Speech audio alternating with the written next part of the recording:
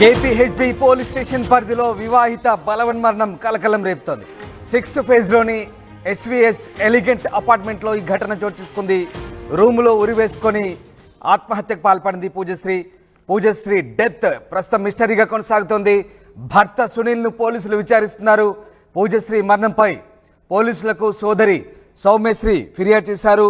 KPHB police station పరిధిలోని 6వ ఫేజ్లోని ఓ వివాహిత ఉరివేసుకొని ఆత్మహత్యకు పాల్పడిన ఘటన తీవ్ర చర్చనీయాంశంగా మారింది. కేపీహెచ్బీ కాలనీ 6వ ఫేజ్లోని ఎలిగెంట్ అభిరుచి అపార్ట్మెంట్ ఫ్లాట్ నంబర్ 204లో నివాసం ఉంటున్న బండ్ల పూజశ్రీ శుక్రవారం ఇంట్లో ఎవరు లేని సమయంలో ఉరివేసుకొని ఆత్మహత్యకు పాల్పడ్డట్లుగా పూజశ్రీ సోదరి సౌమ్యశ్రీ కేపీహెచ్బీ పోలీసులకు సమాచారం అందించింది. సంఘటనా స్థలానికి చేరుకున్న పోలీసులు వివరాలు సేకరించారు. ఆత్మహత్యకు గల కారణాలు అన్వేషిస్తున్నామని పోలీసులు చెప్తున్నారు. అయితే వివాహిత ఎందుకు బలవన్మరణానికి పాల్పడింది, కుటుంబ కలహాలు ఏమైనా ఉన్నాయా లేదా ఇతరత్ర కారణాలు ఏమైనా ఉన్నాయనే కోణంలో ప్రస్తుతం పోలీసులు ఆరా తీస్తున్నారు. 6వ ఫేజ్లోని ఎస్వీఎస్ ఎలిగెంట్ అపార్ట్మెంట్లో ఈ ఘటన చోటు చేసుకుంది.